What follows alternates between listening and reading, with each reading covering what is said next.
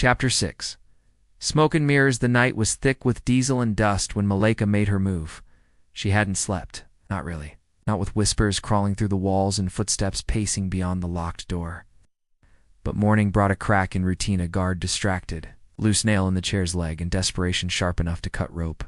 She slipped out, silent and low, ducking into corridors she hadn't seen before.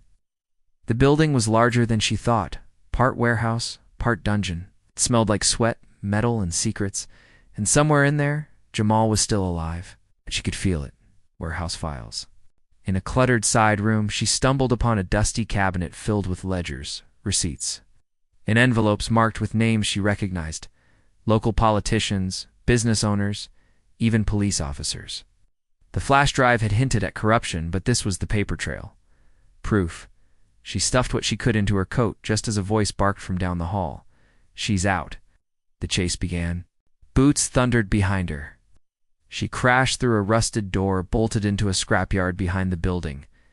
Old car bodies and oil barrels formed a twisted maze. A bullet whizzed past her head. Another nicked her shoulder. She didn't stop. She dove behind a wrecked matatu, heart hammering. And that's when she saw him.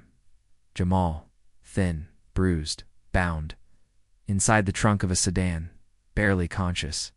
"Malaika," he croaked.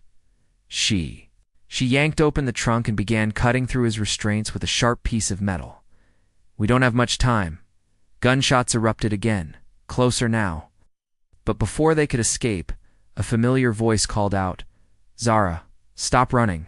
You're not built for war." Malaika turned, fury blazing in her eyes. "You should have killed me when you had the chance." Zara sighed.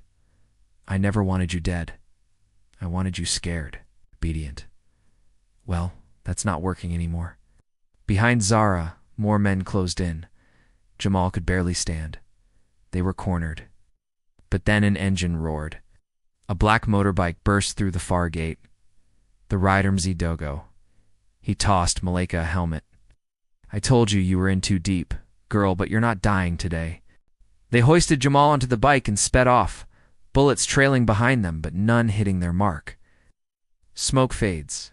Truth rises. They rode for miles, past the edges of Kariobangi, into the gray zones where syndicate power thinned. In an abandoned safe house, Mzee Dogo lit a cigarette and handed Malaika a battered radio. "You've got evidence. You've got the man. I'll burn the system." Malaika looked at Jamal, shaking, alive, and whispering names of those involved. She didn't feel like a hero. Not yet. But she felt something she hadn't in days. Purpose. To be continued. ...